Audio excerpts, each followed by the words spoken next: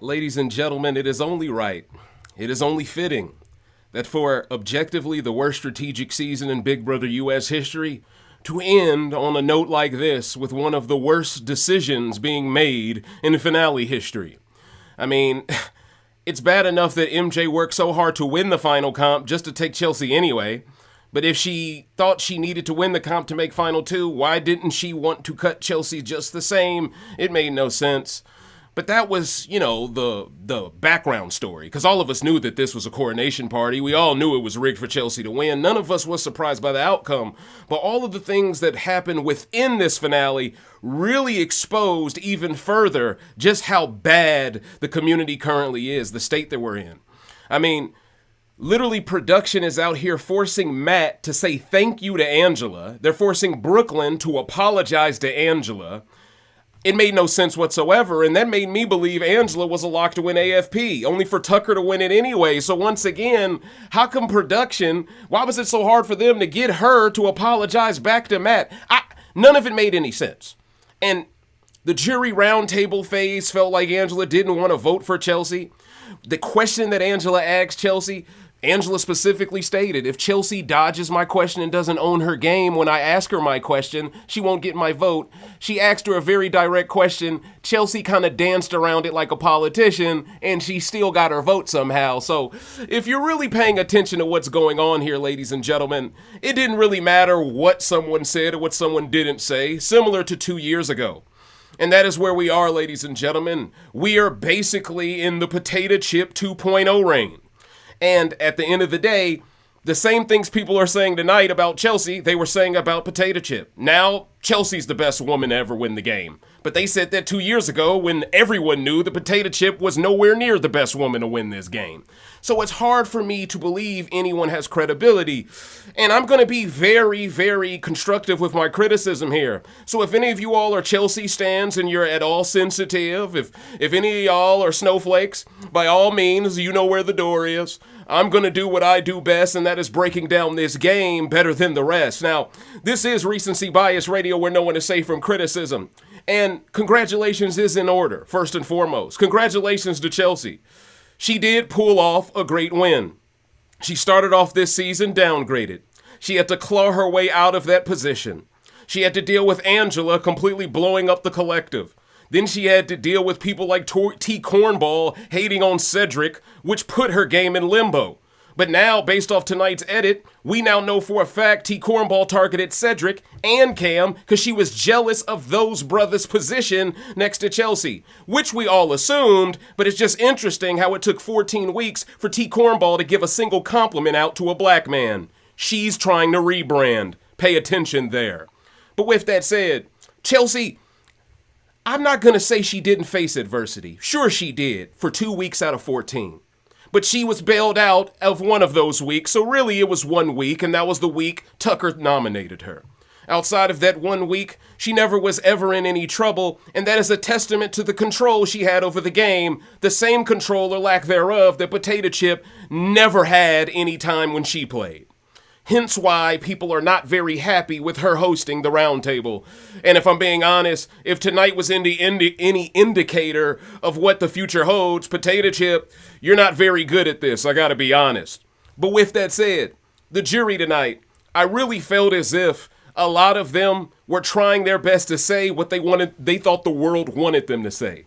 Cam, I mean, we can just get down to the brass tacks. At the end of the day, bro, I understand. I fully understand. Production didn't want you to win this final HOH because you in your confessional said you were willing to cut Chelsie. Because of that, I believe they punished you. I'll get into that a little bit later, but ladies and gentlemen, kick your feet up and get yourself a cold beverage because Cedric has returned. Young Cedric, we're going to discuss this and more, and please believe I am excited about the fact that a man took the AFP home in such a game that is so anti-men. So get yourself a cold beverage, coach, because I'm going to take you on a journey, and I promise, by the time I'm done with this rant, you're going to be laughing, you're going to have a lot of things to think about, and you're going to be happy that you took a stop here at RBR.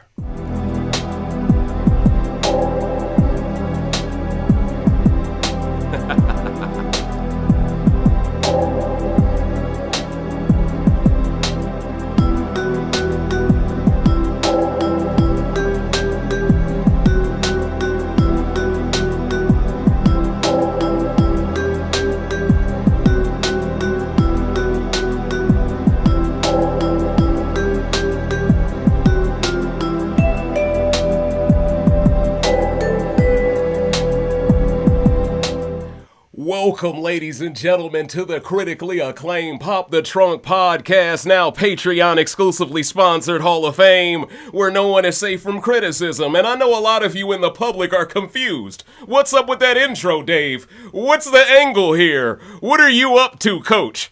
Well, stick around and you'll know. Become a patron today and you'll have a sneak peek before the rest of the world will. But with that said, this is the 39th rant of the season, entitled Plot Armored Prosperity. And there's a reason why that theme was playing, because Chelsie Baham, whatever way you pronounce it, Coach, you had more plot armor than James Bond this entire time. I'm just here to tell the truth, Coach. Everyone else is gonna dance around the topic, but the truth needs to be told. At the end of the day, Coach, I'm over here looking, something comes across my page, my timeline. I find out a whole bunch of fans already exposed how part one of the first HOH was completely Disney Plus. They letting Chelsie bend her elbows out here in these streets. Huh? Meanwhile, everybody else gotta reach for the sky. You feel the dig me? Even JC's little self that loves his Snicker bars. If y'all remember what I'm talking about, you know that's a good joke. Even he had to be straight out. But when it comes to the Apex production pet herself, she can bend them elbows. She can utilize her elbow grease. She can throw them bows like Ludacris, disturbing the peace, huh? See, y'all gotta understand here, Coach. This was always the script. And what makes it worse is, we now know for a fact production had to go through such lengths to do this because Cam was willing to make a big move. They got lemon booty, Coach. Then when we move on over to part two, well, before we get to part two, because MJ, hold on now. Because I'm starting to really believe you're a paid actress. I'm starting to really believe it. If my father was in the major leagues and he saw me literally hand the game to someone else, he would be disgusted with me. Imagine if your dad playing Major League Baseball for the Philadelphia Phillies. Now, I don't know if he played with Ryan Howard. That was one of my favorite players growing up. I loved Ryan Howard because I batted left. He batted left. All right, that's just a funny tidbit there. But in all seriousness, though, your dad played pro ball. He is not trying to see you with 5 seconds left on the clock, down 2 points, not go for the three-pointer. The last thing he trying to see is you out here trying to, let me not swing. Let me hope the pitcher gives me a fourth ball so I can walk to first base. Take a swing, Coach. Take a swing. All we saw tonight was you scared to hit. All we saw was you trying to sacrifice bunt. Say I'm lying. She sacrificed bunted tonight. Ain't no one on base, though. What you sacrificing for, Coach? It makes no sense. And y'all know I'm king of the sports analogy, so I gotta provide them for you. But in all seriousness, though, MJ, with all due respect, this is the first time in reality TV history I've ever seen a white player claim the liquid is too cold for them, so they can't win the competition. Versus two black people, mind you. You gotta come up with better excuses than that, Coach. And then when you start to realize part two of the final HOH was something that didn't involve dates, didn't involve memory, didn't involve anything where studying can benefit you, it makes perfect sense now why production helped Chelsie win part one. It makes sense why Makensy threw part one. Because Makensy probably knew part two didn't involve brain power. It only involved, well, technically it's a puzzle still, but it didn't involve memory of the cast you were on. Now, to be fair to her, she did really well, and she kicked Chelsea's butt involving memory in part three. But I'm saying this to say, Cam knew his dates really well. This was production's way of punishing him for being willing to actually try to win. And I know what people are thinking. Some fans think, Cam shouldn't even try to win. Why are you trying to cut Chelsie now? You can't win even if you cut her. That's the narrative everyone wants to run with. Once again, they believe it's incumbent upon the brother to not even try to win. They want to clown him for not winning anything. Then, when he has ambition to win something and make the biggest move of the season, they don't want him to do that. So in other words, they don't want us to even compete. They don't even want us to shine. And this is another reason why black men specifically are really feeling like this show is moving in a direction where, look, we've already known we weren't wanted. But now it's become a bit too obvious that all men aren't wanted as long as they are straight. Matt was called Crazy Eyes, which is disrespectful to people of all Asian descent, right? For Julie to be a host that is so prideful with repping this Julie Chen Moonves stuff, but not prideful enough as an Asian woman to force Angela to apologize, but you gonna make the sister apologize over a charcuterie board? So the charcuterie board is more important than what Angela did to a whole Asian community to denigrate them? That's where we are, because we know for a fact that if that was Rubina who was treated that way, Julie would have took more offense to it. And this is our issue as men. We are seeing double standards run rampant here. And what's worse is, every finale, we are used to the player who has been very malicious, been very callous. We are used to that player being called out after votes are put in. At no point did Julie even want to call out any of the bad things Chelsie has done. In fact, during Chelsea's speech, the camera panned to Julie like this is the office, which further broke the fourth wall and exposed what's really going on. Y'all don't realize y'all have made a mockery of this game because y'all have changed what this game meant. You've changed all the comps. Now the finale part 1 and part 2 are softer. What did we just watch? Part 2 was way easier than it's ever been in any other season for any other players. Part 2 is usually the one comp no one wants to be in. That's why they're willing to suffer in part 1. Somehow, some way, Makensy wanted to compete in part 2, knowing historically it's always the harder comp. Like, Makensy is a try-hard, but she's not an intelligent one, right? She's a try-hard for the sake of saying, I tried. And nothing's wrong with trying, because that's the opposite of being a quitter. But when you're losing on purpose, that's the same as quitting to me. That's the same as quitting to a real competitor. So at the end of the day, once again, all logic leaves the room. So this finale, it didn't really have any real enthusiasm to it. I didn't really feel the excitement in the air. The only excitement I saw on the timeline was when Chelsie lost part 3 by one answer. And the way the crowd reacted to her losing by that one answer, because you know the players, usually they can hear some reactions. Because it's finale night, they're the last two in the house, they can hear the sound. It's really hard to deafen all of those different noises right outside that house, right outside that those walls, that door. For Makensy to not read the room at any point, and for her to just believe, okay, I want another comp, so now they'll hand me the game, they'll vote for me, but either way, they're making the right decision. To me, that's a defeatist mentality. Cam, I'm going to give you some constructive criticism tonight. When you were sitting there and Makensy had the chance to choose between you and Chelsie, you didn't even attempt to throw Chelsie under the bus and say, hey, if you don't take me to final 2, she's going to wash you. You didn't even say anything like that. You just, in my opinion, the last thing you should do and just be accepting of is the fact that you gave yourself a fighting chance. He didn't. Now, here's the thing. He knows Makensy is dumb as a box of rocks, so it didn't matter what he would say. But I just don't like to see brothers keel over necessarily in that moment when it was so advantageous for them to say something. With that said, though, Cam, I understand. You're checked out. You mentioned tonight how you have been humbled by losing so many competitions. But don't feel too humbled. Understand that if they didn't change the comps around so adversely, you probably would have been a comp beast along with Tucker. And the one thing you can always hold your hat on is you beat Tucker in veto, Makensy beat Tucker in AI. You two pulled off the hardest comp wins of the season, bar none. So even if you didn't win any comps after that, you still have a real competitive comp you can say you showed up for. And I think that's important to take home with you too. But the dogs at the crib, we have gathered our receipts. We are prepared to let you know why this lady is insufferable. And I don't care what anyone says, $750K does not make anyone more attractive. Not if they're willing to dehumanize you. So I'm rooting for you, Cam. And I know you told Julie what you told her tonight about the whole, I wasn't gonna evict my A1 day one. That was PR 100%. You were willing to do it.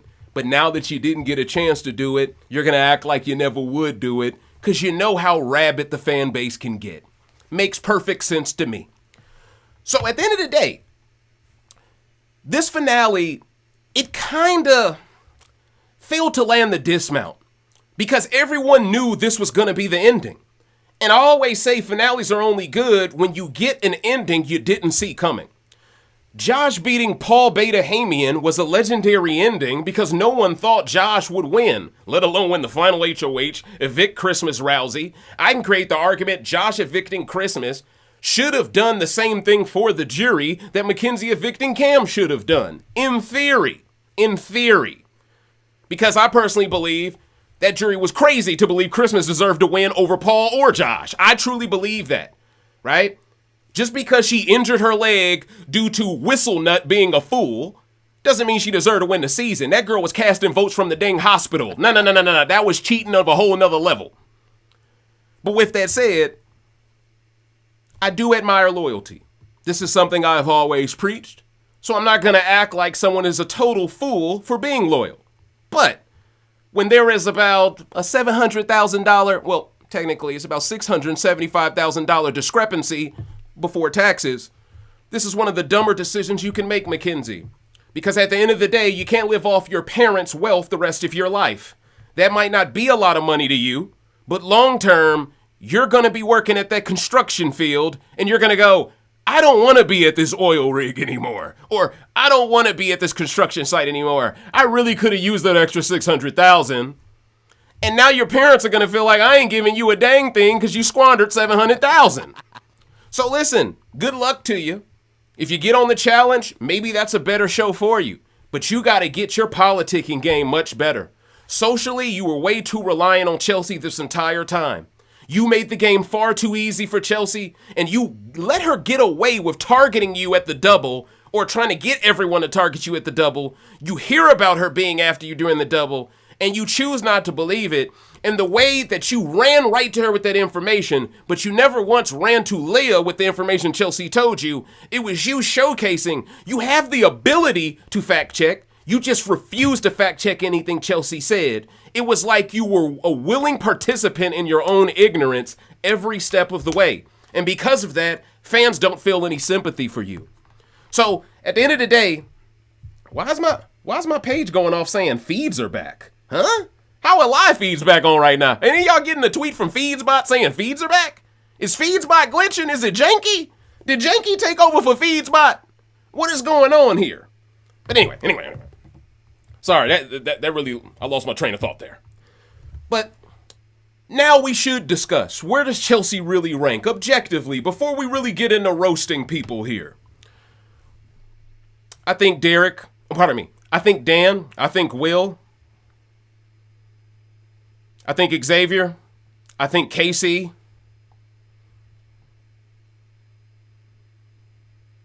who else? Derek. What other winner would I rank above her? I would rank, unfortunately, this pains, well, yeah, ED, of course. I would rank Ian above her. Nicole, am I at 8 now? Jag. Who else would I rank up there? Sorry, Andy, you're worse than her. I see you kissing kneecaps now too, Coach. It ain't gonna save you. Honestly, I think she's a better player. Oh, I think Rachel's better. Because Rachel also got helped by production, but I just feel like Rachel's a better player, though. I think when it's all said and done, Rachel can clutch something easier than Chelsie can. And tonight, Chelsie showed that to us. You know, the minute production isn't helping her like they did in part 1, she didn't really pull it off the way she thought she could. And maybe that was the difference in Cam not making $75,000. But one thing's for certain and two things are for sure. I'm just happy Cam does not owe her anything. That is important for a real man. We don't want to owe nobody nothing. We want to be able to say, hey, it didn't work out for me. That's fine, you know? But I'm trying to think, what other winner would I rank above her? I'd probably rank, honestly, she's just like Maggie, but I think Maggie played against harder competition, so Maggie's above her.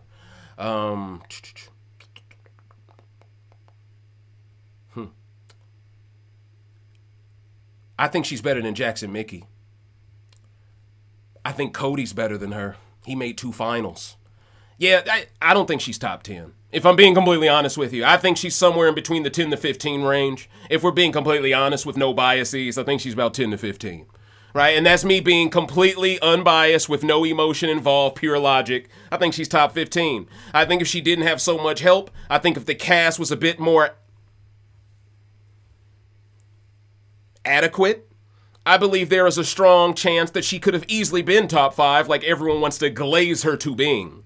But at the end of the day, you are who your competition is. And if you didn't go against anyone who, if they would have won, they would be top 15, how can you be top 15 for beating them? That's the best way I can recommend for people to really rank winners. If you didn't play against someone that if they would have won the season, they would be either better than you or equal to you, then you shouldn't have so much hot sauce on your legacy chicken. So that's the way I see that, ladies and gentlemen. A lot of people are trying to act like Cam, at the end of the day, he really won because Tic Tac USA is like a supporter of Cam. I'm here to tell you, I think this is one of the most backhanded compliments of all time. For Tic Tac to be the only corporation that's willing to stand by Cam after all of the berating that Chelsie did to him, implying that his hygiene was not up to standard, I find that to be a backhanded compliment because it's Tic Tac showing up, kind of confirming the idea that he stinks, at least from the mouth. I don't like it. Potato Chip can get a chip brand, but the brother got to get something that implies his breath stinks. Not a fan of that. That's just the way I choose to look at it. And what people need to understand is, because see, I'm seeing a similar confusion with people in politics, and I'm not going to make this super political. Trust me, I don't want to run y'all off. But Obama had a lot to say to black men the other day. And I feel like black men in the BB community are being shamed in a very similar way into acting like everything Chelsie has done to disrespect us as people should be overlooked and accepted and approved of to a degree. What you need to understand is, fool me once, shame on you. Fool me twice, shame on me. We may have failed for one thing once with Potato Chip. We're not going to fall for it the same exact way the second time, especially if it's twice in 3 years. At least in this case, you could say it's twice in 10, 8? There's a difference there. And I think some nuance needs to be added to that conversation as well, because a lot of people are acting selectively dumb. Now, in terms of the jury roundtable segment, I was impressed by Quinn. He actually defended Cam's game, and it didn't come off as disingenuous. T-Cornball, on the other hand, we've spoken on her already, very disingenuous. For her to basically say that Cam wasn't that bad at comps, I was shocked she defended him in that light. I was also shocked by the way Angela seemed to be very bitter with a Chelsie. I thought Leah would have kind of mirrored her perspective, but once again, you have to understand there is a lot of pressure on these jury members anytime a sister is in Final Two to reward her regardless of the story. When brothers are there, the story no one tends to care about. No one cares about the comps we win. In a sense, Makensy was treated like a brother tonight. I'm not going to lie to you, Makensy. You got the brother treatment. It doesn't feel good now, does it? It doesn't. Now, you can act as if you're happy for Chelsie, but I know it doesn't feel good to not get a single vote. I know you feel as if the kind of blood, sweat, and tears you put in every comp, you deserved at least one vote. Even Monty got a vote. But that's why I got to put some respect on Turner's name. Turner, he really allowed brothers to avoid complete embarrassment. Now, in terms of the jury questions phase, let's break this down, and we can get into the roasting, of course. Angela asked Chelsie if she was a liar. Chelsie proceeded to claim that she withheld information, but that's not necessarily her owning her game. And people can say that you can lie by omission sometimes. And I think that was Chelsea's way of saying I did lie without completely owning it. Quinn, his question was for Makensy. He asked her what her best move was in the game. Makensy claimed it was taking out Leah. One of the dumber answers you can give. Especially to Quinn. I mean, why would you tell Quinn taking out Leah was the smartest move? Come on now. I don't get it. And see, if you would have taken out Chelsie, that would have been your answer to that question. You win the game. Leah asked Makensy, T-Cornball. She asked Chelsie to explain what move she controlled the most in the game. Chelsie basically mentioned controlling Makensy, which was accurate. Leah asked Makensy, what did she do socially to be a worthy winner? Now, this made me believe Leah, wasn't feeling you, Makensy. I'm not gonna lie. I ain't gonna lie. I think you taking her out, she will never be able to wrap her head around it. And once again, that was a move that lost you the game as much as any other move. To this day, it made zero sense. Leah and Angela was your main support system in that backyard during Direfest 2.0. For you to believe a week after that, you need to take her out instead of forcing your allies to waste a week taking them out. And once again, is the difference between a superfan's perspective and a recruit's perspective who chooses to stay stupid. Next, we had Rubina, who asked Chelsie, did she win? Oh, my part. She asked her what Chelsie did to deserve to win the game as well. A lot of these felt very generic, if I'm being honest. Chelsie says that she positioned herself 3 ways, strategic, socially, and skillfully. She said she made sure there were bigger targets in the game, but a lot of that was because of feminism at the end of the day that she relied on like a crutch. It doesn't take great social game to push feminism, in my opinion, but they let her get that off. And I think a lot of these women allowed her to get that off because they were the foolish ones to believe in that movement themselves. And once again, it's kind of hard for you to act as if you believed in it, and then you hate on the girl who pushed it the most, right? And then Chelsie also used Julie being Julie's niece, Julie being her auntie, as a reason why she should win. To me, she could have saved that from her speech. I don't think that was really that good. But at the end of the day, she won 7-0, so it didn't hurt her necessarily. Kimo asked Makensy what she did to be a worthy winner. Makensy said because she took out Tucker and other men, she deserves to win. She also mentioned having the hardest game to play since week 1. Constructively, that was a fantastic point Makensy brought up. But once again, these players, they're not going to reward you if you're next to a black woman in Final 2. You could have been next to T-Kornball, you would have lost. That's what a lot of people don't want to admit.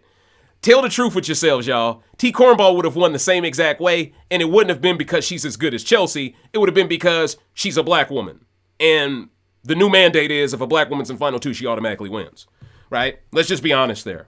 Not taken away from Chelsie, but it's my point of showcasing it didn't matter which black woman was in that seat. And then Cam asked Chelsie what separates herself from Makensy, question on the fly, but it was a softball pitch from Cam. Chelsie knocked it out of the park by claiming she didn't have to win comps to get there.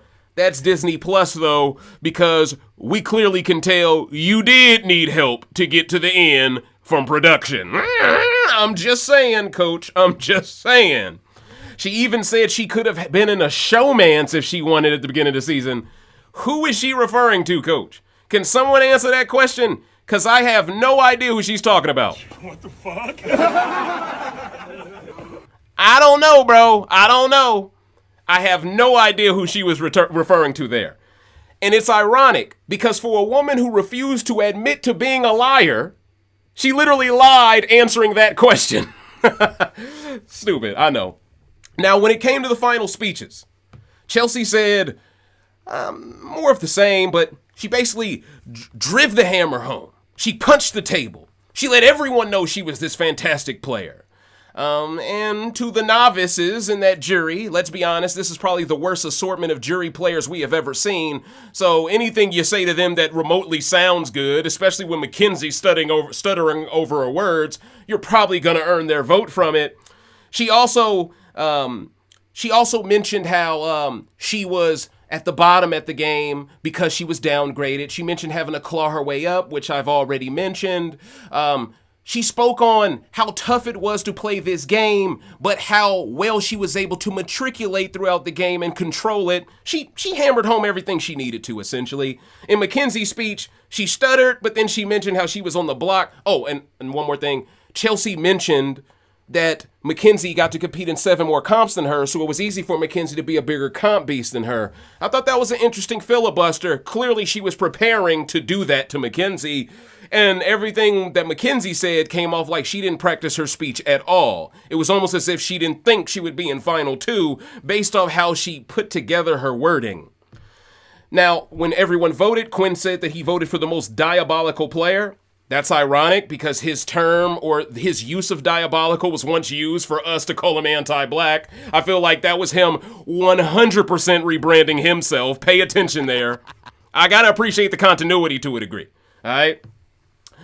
T-Kor voted for who slayed, well, he said nefarious technically, but diabolical nefarious. I mean, dilly-dally, shilly-shally. T-Kor voted for who slayed, you know, she was Crow-slay, okay? That's what she's doing there. Leah voted for one of the most beautiful people. All right, so Leah is basically trying to cop please, saying, hey, I think Chelsea's beautiful, guys. Don't be mad at me. Angela said she voted for the best Big Brother player. I really feel like she only voted for you because she thought AFP was in the bag and she did. I mean, and the way production didn't hold her accountable at any point in that finale, it really told me men were in trouble. And she came off very egomaniacal. I'm like, come on, Angela, you can't come correct at any point here. And then, of course, you had Kimo, who basically just said, I'm voting for one of you. Made the crowd pop a bit. And Rubina said she was voting for someone taller than her. Another funny joke that made the crowd pop a bit, because everyone knows everyone's taller than Rubina. So that was pretty much my way of summing up everything. I mean, they brought the pre-jury through. Tucker looked like he just snorted a line. I don't know what he was off of. They did the whole kumbaya thing with him and Rubina. They revealed he was the instigator. I don't remember Cedric giving much time to talk. Joseph, my prayers and wishes for you and your family in Florida, bro. I forgot completely you're from Florida. That's a tough thing to deal with, natural disasters. And our hearts are with you, bruh. The game is the game, but life is life. And yeah, I definitely wish the best for your family, and hopefully the family business is not impacted in any way negatively as well. You know, there's things, you know, an entire livelihood can just get swept away by the water, you know? So that's important for me to mention as well. Any other pre-jury players? Brooklyn, like I said, she apologized to Angela. I didn't like that. Matt, he looked like he couldn't stand Janky when Janky tried to do the sing-along tonight. Once again, this season has way too much Sesame Street in it. I just got to be honest with you, for real. But other than that, Kenny didn't get any time to talk. Makes sense. He kind of wanted to quit. I didn't think they would give him much time to shine. Lisa, she got time to speak once. She admitted, I didn't think Chelsie had it in her to do some of the things she did. Felt like Lisa was throwing some shade, but they didn't let her pontificate further on what she meant. Now, keep in mind, Chelsie last week was throwing shade at Lisa, saying, I bet Lisa's trying to kiss Cedric at the rap party. That would be weird of her. I think that got back to Lisa. I think Lisa was the only one out of that pre-jury that wanted to speak on some things, and I think they cut her off because she was keeping it a little too real. That's my take on it. That's my take. Once again, I am so relieved this season is over. I don't know if y'all can see it on my face, man. Woo, man. I'm just so happy to have my time back. As a straight man, this season has been absolutely horrific to watch, horrific to sit through. I only sat through it for the community. And at the end of the day, Coach, you know, I really sat through it for Cam as well, you know. Just in case some funny business happened, I wanted to be around to call it out. But ladies and gentlemen, I want you all to not forget that there will be a postseason worst to first after the season, and we will be re-ranking the worst strategic cast of all time. So you know I got a big job ahead of me. This might be a 4-hour worst to first, Coach. It might be 4 hours, bro. How do I re-rank these players, dog? Do I just put everyone 16th place and put Chelsie 1? I'm just asking. What do you think? Comment below. What you think my order gonna be, huh? But in all seriousness, though, ladies and gentlemen, I am a real fan of this game. I am a purist. But when I am a fan of anything, I consider Big Brother a sport. You know why? Because it takes physicality. It takes mental acuity. It takes posturing. It takes gamesmanship. It takes sportsmanship. So for me, it was very difficult to watch a season where so many people weren't trying to win. You know, earlier today, we got to see the Commanders face off against the Ravens, and we got to see really two great quarterbacks go at it. One in his rookie season, one is coming off of 2 MVPs. You got to really see some of the present and the future go at it. And you got to see that competition level and how much people just wanted to see, all right, let's see what you got, Jaden Daniels, former Heisman winner. These are the things we love about movies. We love to see David versus Goliath. Unfortunately, this entire season, Chelsie was a Goliath when there was no David. Except me. And unfortunately for you, Chelsie, I gotta be the David with the slingshot now. So without further ado, ladies and gentlemen, it's time to get into the roast because Chelsie, I got some things to say. And while everyone else on the internet is terrified of holding you accountable for all of the ways you have mistreated not only this black man, but the way that you've also mistreated other women in this house while claiming to be a feminist, this song is dedicated to you. It's entitled Double O Reverend, because no one has more plot armor than you, the preacher. Yeah, this for the dogs at the crib. Let's get it. Hey, my brother Cam, smash that like button. You run far away from that chick. It's that recency bias. She got plot armor. They won't let her hold her ovaries. This game so rigged. Dog, this shit feels so Disney.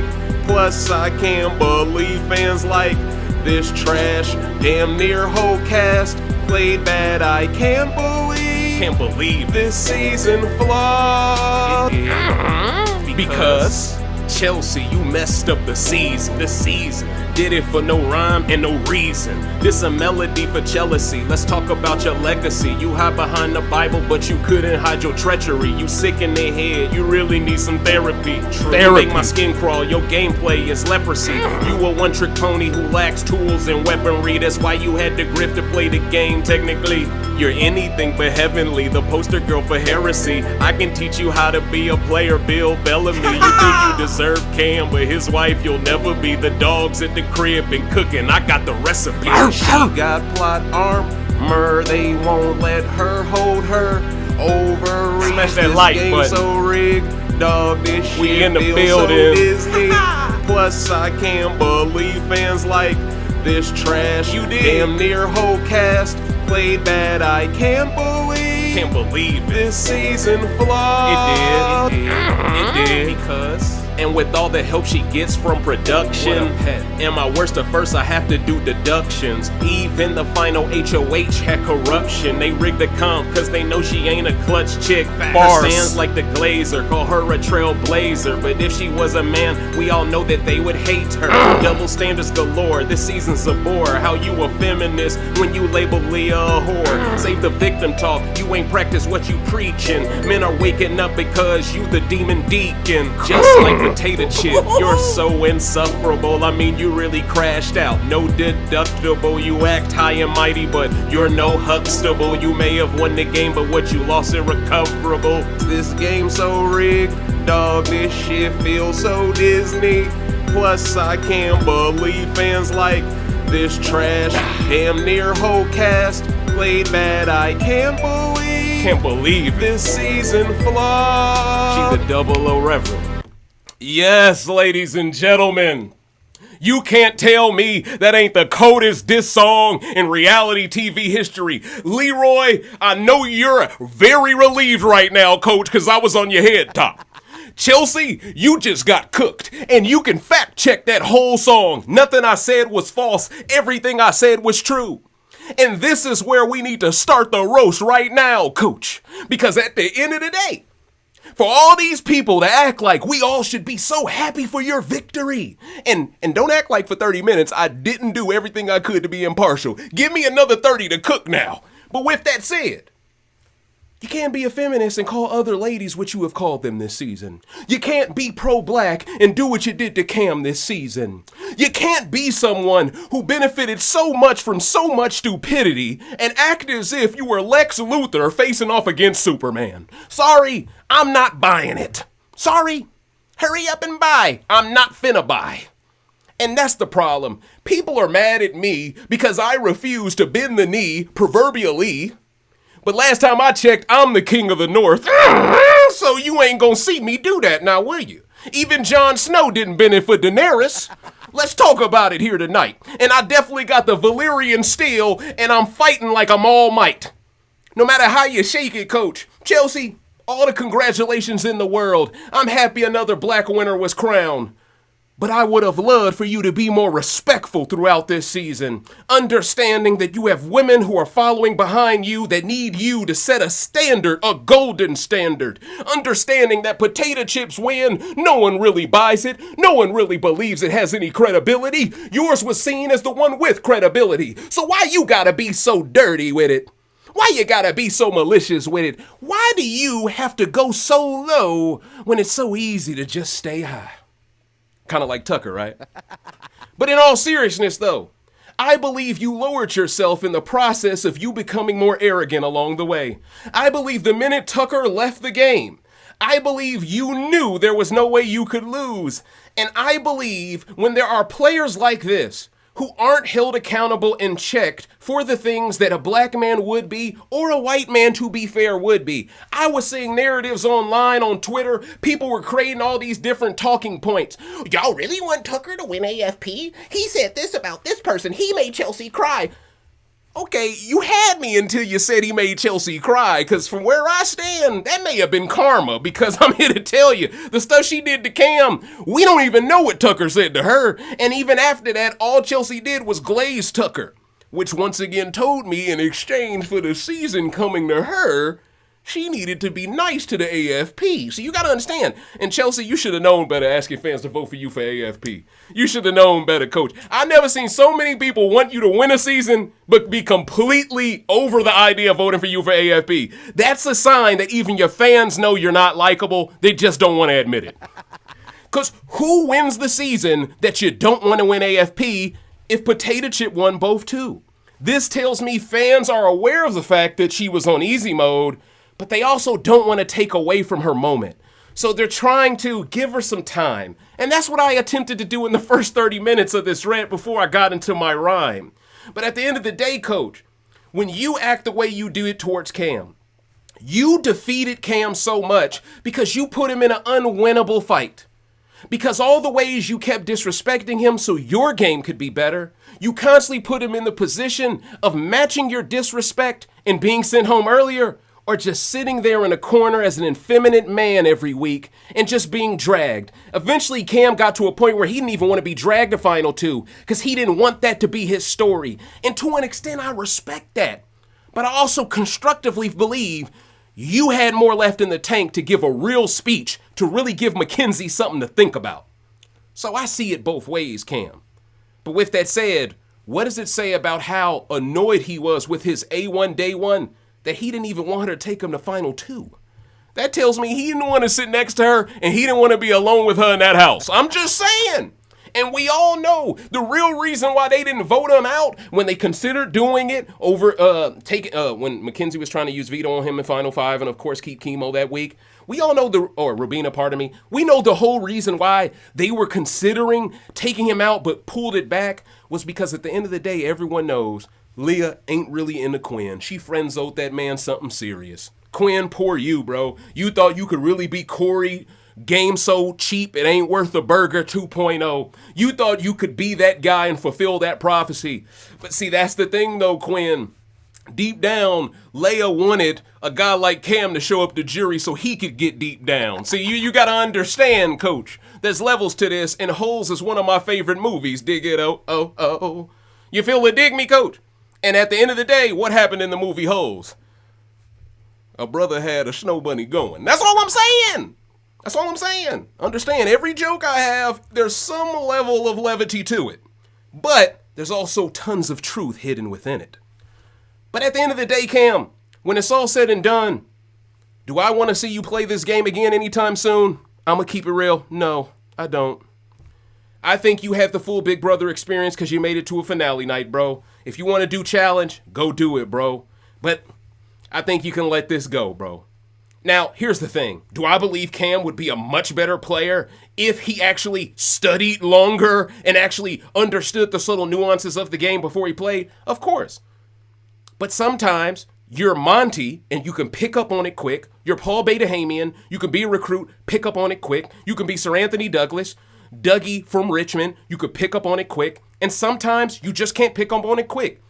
Let's be honest. How many times as kids when we're going to school, how many times do we go into a classroom for the first time, whether you're in a new grade or whatever, right? And have you ever had that one class, you don't know how to do times tables yet, but for some reason you kind of know the answer already when you've never done it before?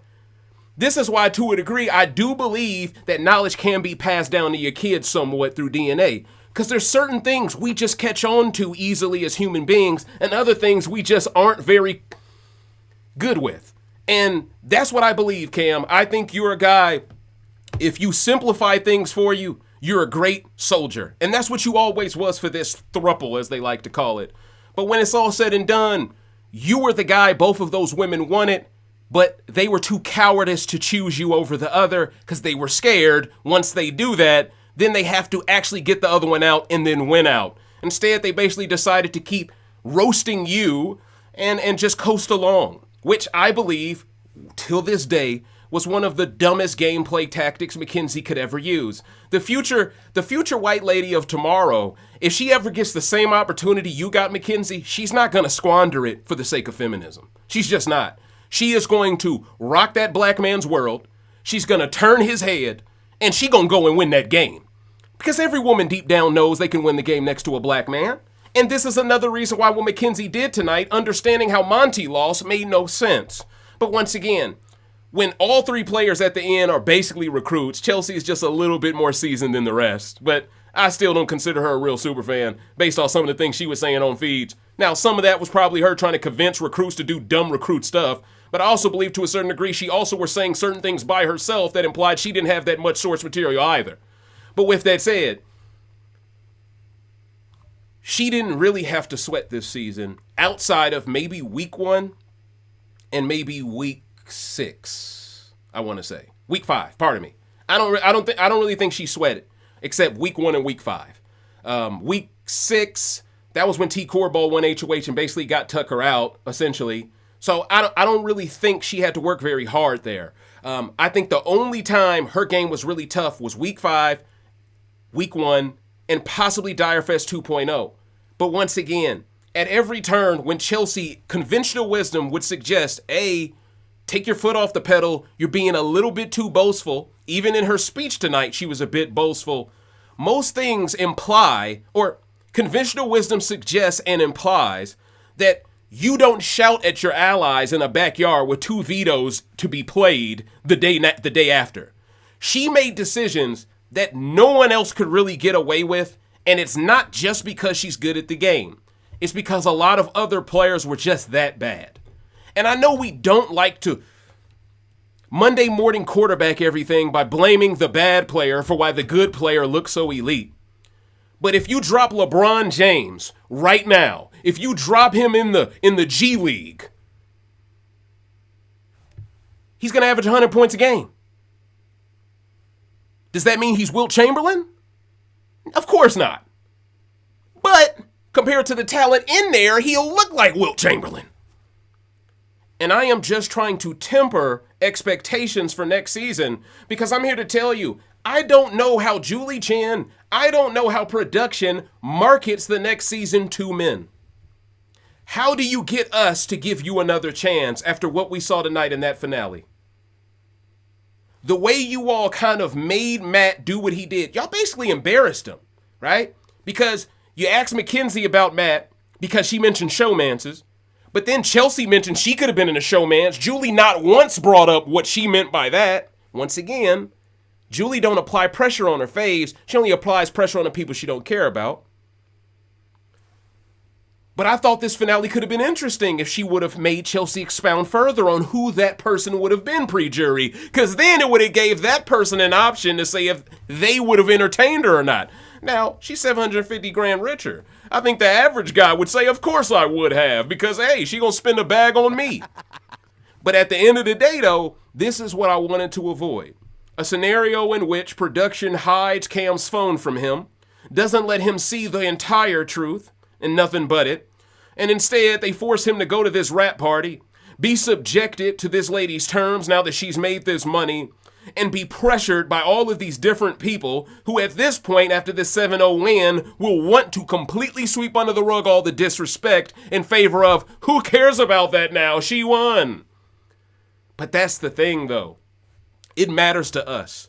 Because when Xavier won, y'all didn't sweep nothing under the rug. And that brother didn't really have any negative comments, he said. People were mad at him just because he competed hard and won. Like, to this day, I don't really know where the hate for X came from outside of people wanting someone else to win. But if that is the case, fans have that same right to believe or want to root for someone else to win tonight. And at the end of the day, I found myself rooting for an upset because I believe that was the only way tonight would be that good. Otherwise, we're basically just going along with the motions. And if I'm being fair, production, this finale don't got to be 2 hours no more. If y'all gonna soften up the comps the way y'all are now, if you're gonna make sure someone is guaranteed to win part one, if you're gonna make sure someone throws part one because they know part two is their wheelhouse, honestly, it don't got to be 2 hours. You can make this 90 minutes condensed, limited commercial breaks. You can kind of X out some of that pre-jury conversation stuff because we're being honest, we don't really care about the pre-jury, and y'all didn't care about the pre-jury outside of Tucker anyway. The fact that Quinn, Angela, and Tucker were top three in voting was a bit shocking. I thought Leah would have cracked it above Quinn. The fact that Quinn was voted by America to touch the block, basically. And then he ended up by the end of the season rebranding himself enough to be one of America's favorite three players. That's impressive. I got to give some credit where it's due there. I know I'm supposed to be roasting, but I'm a realist here. And since this is the second to last rant of the season, because the postseason worst to first is going to be so jam-packed, I might as well save a lot of my hottest tea for then. But now, ladies and gentlemen, I'm ready to answer some of your questions. Now I want to hear your thoughts on this finale. Are you happy with the ending to this? If you're a man, do you feel like this show is moving in a direction that is no longer marketed to us, let alone entertaining for us? How do they go about casting black men after this? Are they just going to look for guys that will be liked in favor of them being who they used to be? Because the black man used to be disliked, but at least he was competitive. Now it feels like the black man is liked because he didn't win anything, and people prefer us to be embarrassments. And that's the part that I have pause about. It feels like a lot of people are laughing at Cam while acting as if they care about Cam. And that's how I look at the Tic Tac USA cosign. I feel like they're ragging on him low-key. Or as they would say in the wrestler community, there's like a term that they would use for people who kind of like do schemes and run jokes on each other. I forgot the actual term, but I feel like that is what they're doing. They're busting his balls subconsciously. But with that said, I'm on my way to the Bat Cave. I hope you all enjoyed my coverage this season. At the end of the day, the diss song, I wrote that in less than 2 hours today. My patrons will tell you, I literally showed them a clip of me working on it. And see, a wise person once told me, if you can write 2 verses about someone, you have more than enough material and reason to dislike them.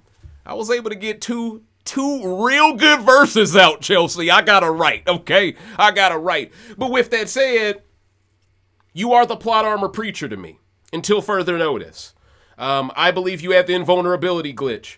With that said, you did the best you could with what you had at your disposal, but I do believe there was a way for you to be more entertaining while dominating.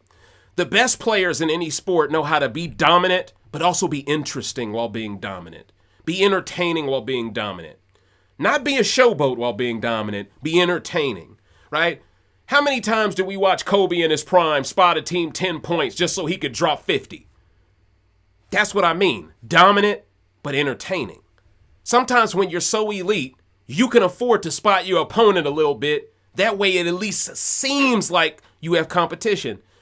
Chelsie was ruthless to a degree, but that ruthlessness is why it was so boring in my opinion.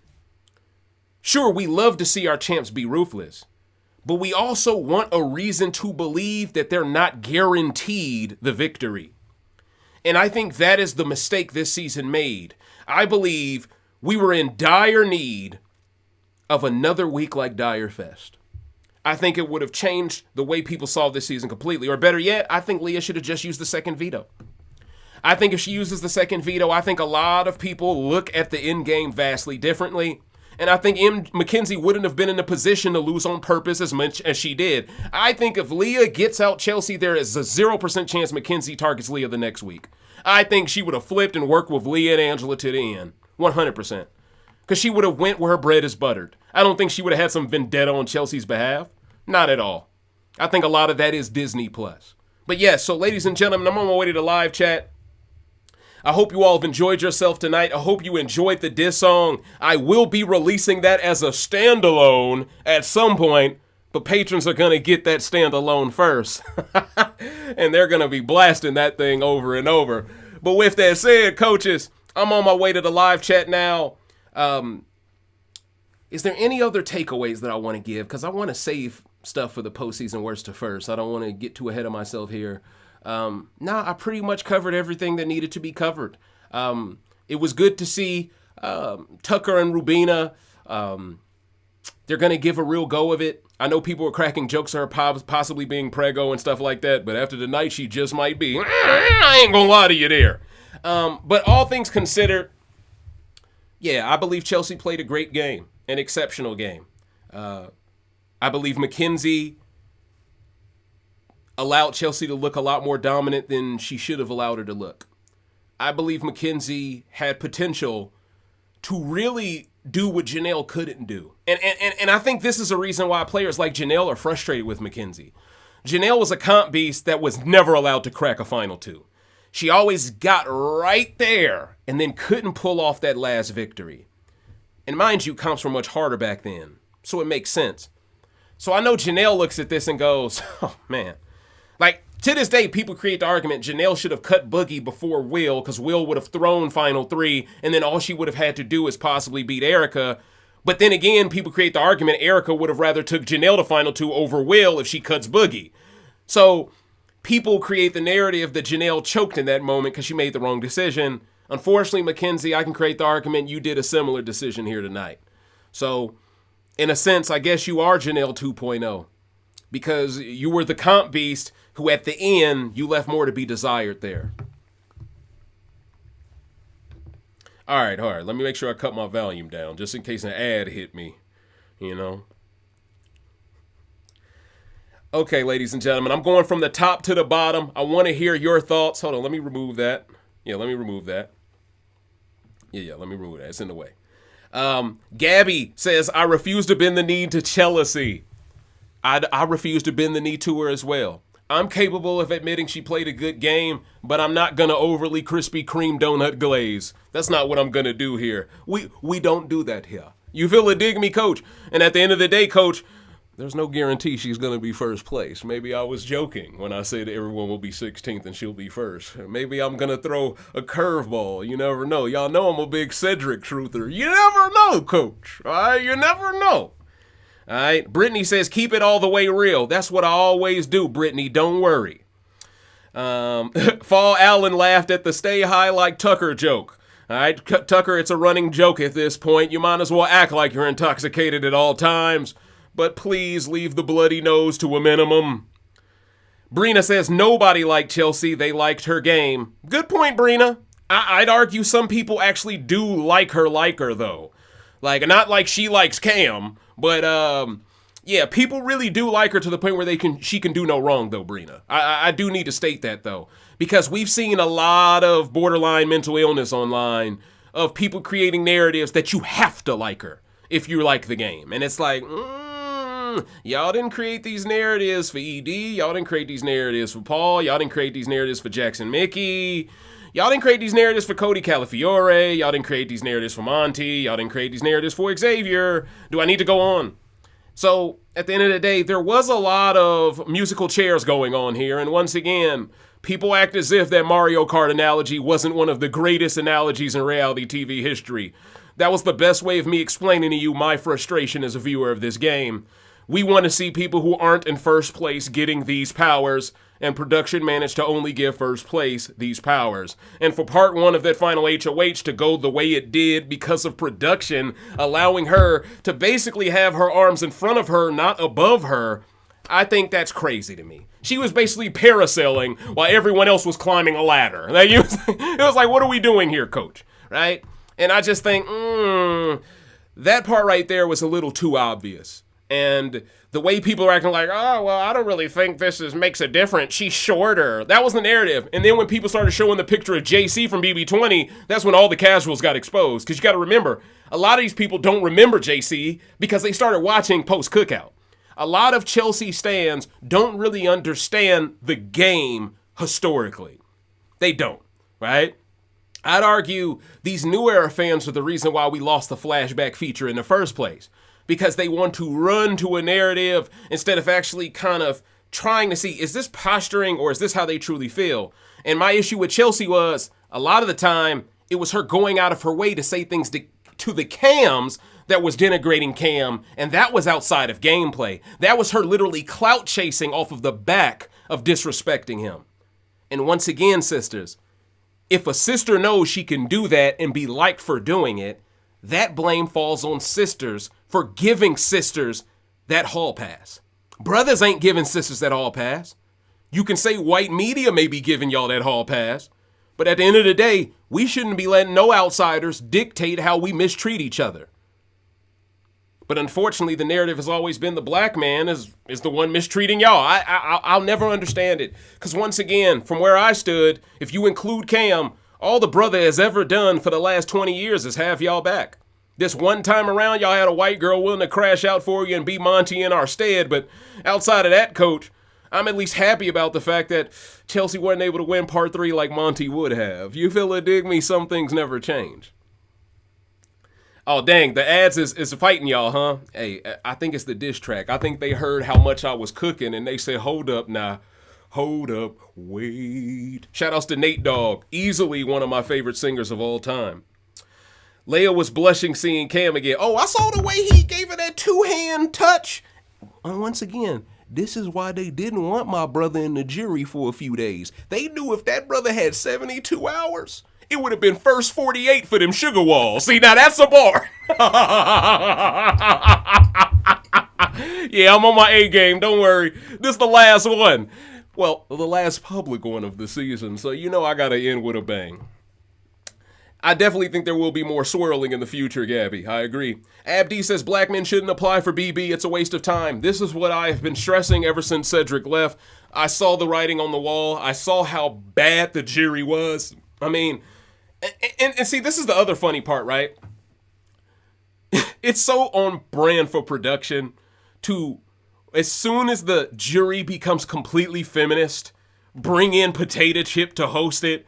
And just the optics of seeing Potato Chip sitting in the middle of the worst strategic jury ever, which is basically a spitting image and result of her win being handed to her, it once again is laughable to me. Because she's sitting in the middle. Quinn, you concerned me a bit until you defended Cam. She was like, I can't look at you in the eye. I'm like, well, you acting like she got the Renegon or something, dog. Like, what are we doing here? Come on, she ain't the sage of the six pass, huh? She's the sage of the Lay's bag. That's what she is, coach. You feel it, dig me? But that's neither here nor there. Yes, Tucker, he was definitely, what was that song? That song, Lucy? I think that was the name of that song. Didn't someone make a song called Lucy and Pink Diamonds or something? No, maybe Pink Floyd made the song called Lucy. Maybe I'm wrong. I'm not the biggest fan of alternative music in terms of understanding what the artist is, but I think it was a song named that once upon a time. January says, I'm a boy mom and I hated this finale. I was fuming. And see, that is the thing. I think most ladies who raise young men, I think they tend to see things from a guy's perspective a lot easier because they see what their sons have to go through in life. And not saying that young girls don't go through a lot as well. Of course they do. It's way more expensive to raise a young girl than a young boy. A young boy, you can get that dude some hand-me-downs. He'll be all right for 2 years. You know, you give him some beater shoes, he gonna go out and hoop, right? I'm not in any way creating an argument it's so much easier to raise a girl by any means. But I'm also creating an argument that the outside world has far less sympathy from that young black kid, that young black boy, or that young boy in general than they will for that young girl.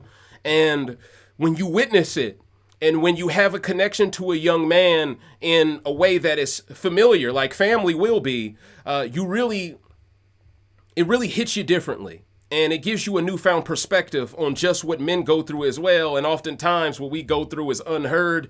And most of the time we're looked at as soft if we say too much anyway. So that's why you don't hear much from men. And I believe that's why Cam didn't really explain the way he felt all season. He knew it wouldn't matter, and he knew they'd probably roast him more for being vulnerable. Isaiah says, Coach, every time we hold Every time we hold Chelsie accountable for her mistakes, people think we're hating. Isn't this the same reason why people say Paul and Tyler didn't win? Because they were arrogant.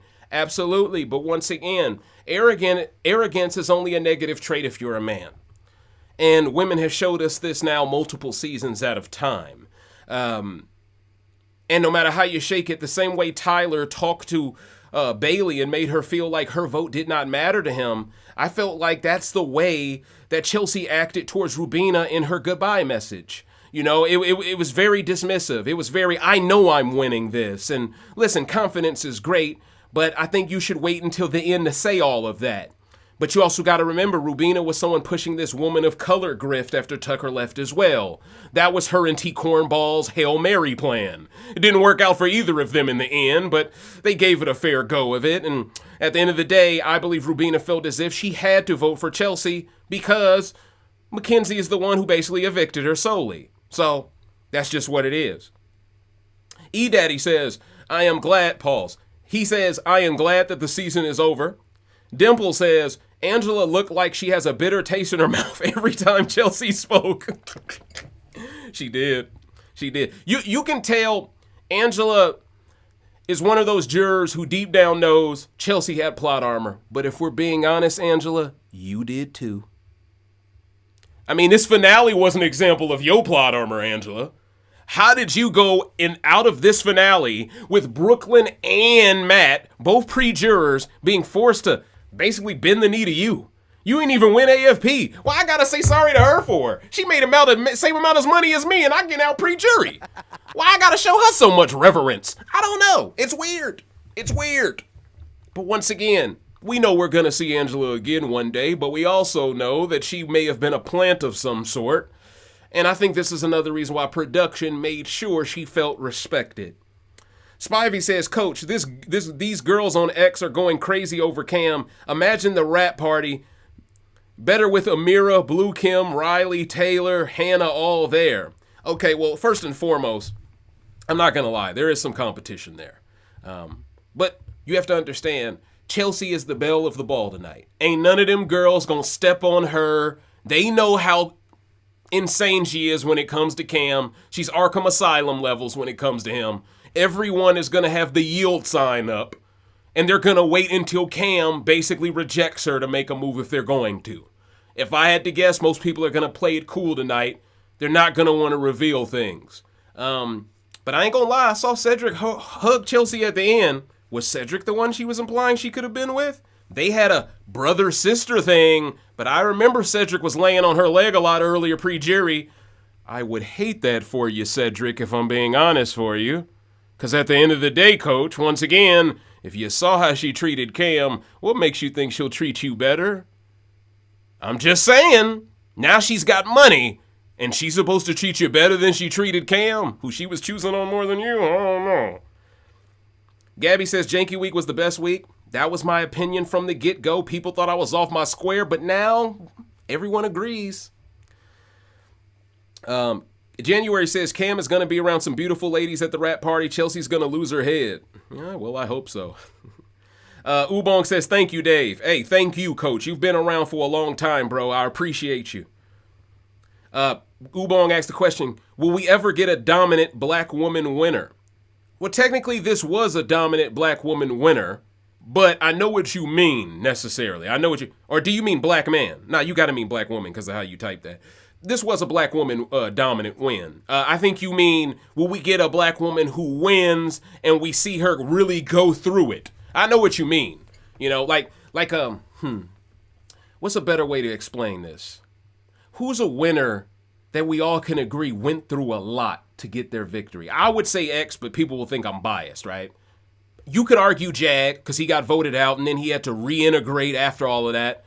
But it's also easy to kind of stick around when you've already been voted out. Everyone wants to vote out someone else for the first time once you come back. So maybe someone could create an argument towards that not being as impressive. I guess you could argue maybe Nicole BB18. She went through a few sticky situations. I don't think you can say Derek or Andy. I think both of them kind of coasted along really easily too. And Andy said a lot of really bad comments towards a lot of players, and I think that's why he's copping pleas now. You know, he was the biggest Chelsie hater 2 weeks ago. Now he's like her number one fan. Peep game there. The pandering has begun. The pandering Olympics. I'd probably say, well, I say maybe Ian, I guess. Maybe he was the last winner who really went through a lot.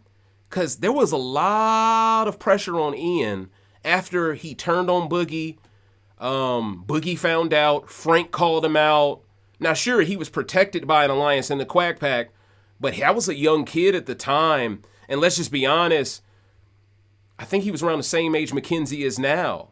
And we know Ian had certain obstacles that he had to overcome as well socially.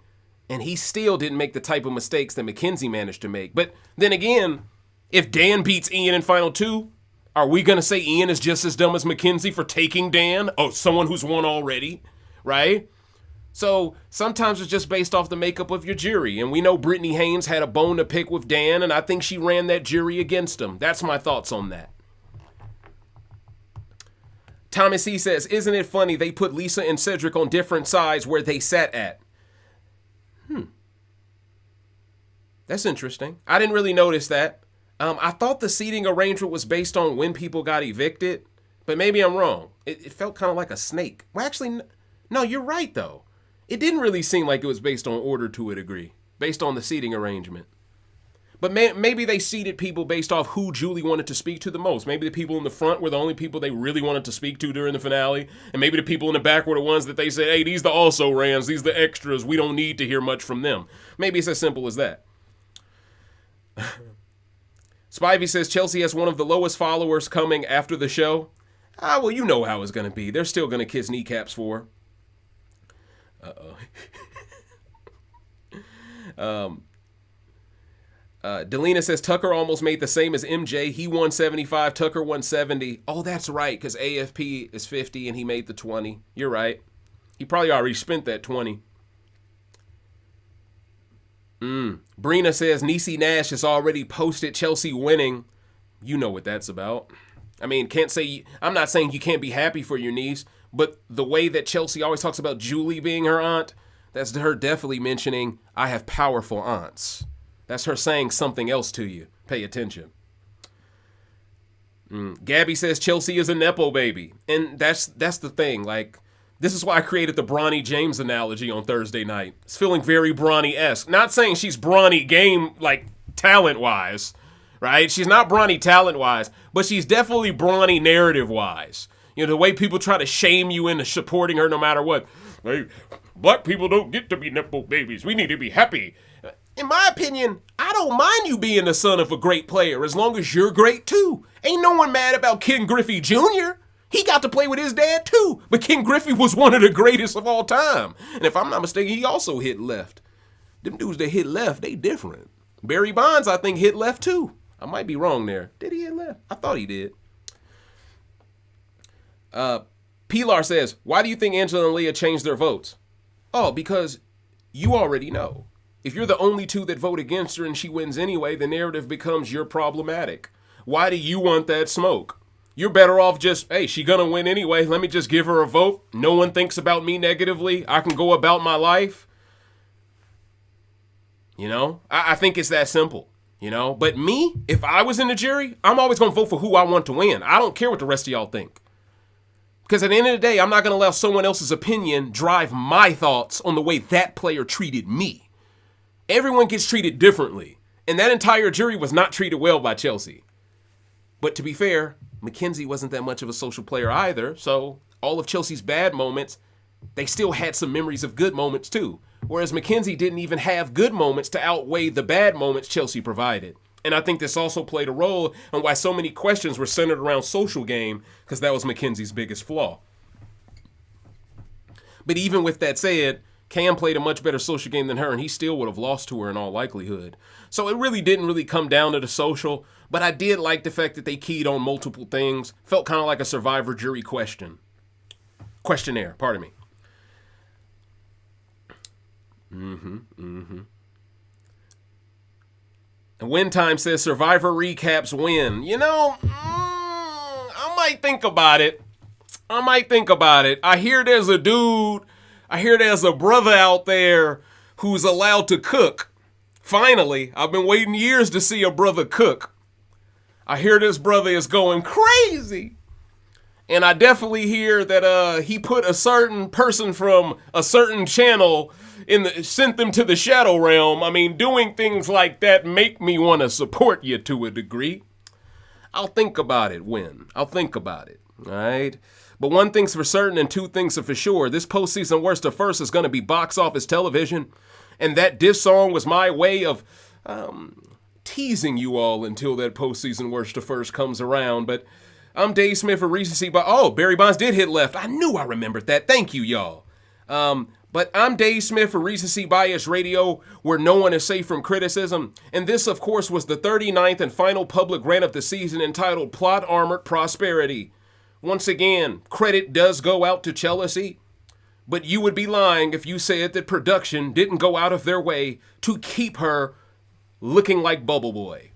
They kept her in that bubble. They didn't let anyone burst that bubble. They didn't let anyone grab a needle. They didn't let anyone grab a corkscrew. They didn't let anyone grab anything. They made sure she never took any nicks, any bruises, any hits. And she has somehow made it to where she is. I can create the argument the same way Tom Brady taking a few low hits led to an injury, which led to the NFL changing the rules completely, which has rendered defense almost null and void at the highest level. I'd argue the same things now apply to the game, and now it's much harder to play defense. It's way harder to play offense on Big Brother now. The best of the best can play defense with the best, but if no one on the cast is willing to be offensive, well, except Chelsie, and that was an entendre, by the way, then it makes perfect sense why she's the only one scoring points, and that's my takeaway. So ladies and gentlemen, if you could, please like this video, comment underneath it, and give me your thoughts. Once again, I'm Dave Smith of Recency Bias Radio, where no one is safe from criticism. And at the end of the day, Chelsie, no hard feelings, but I had to cook you in that song. It is what it is, and y'all know what it is. Thank you so much for watching. Thank you so much for your support all season. And hopefully, y'all will get more content out of me soon. Until next time. Deuces.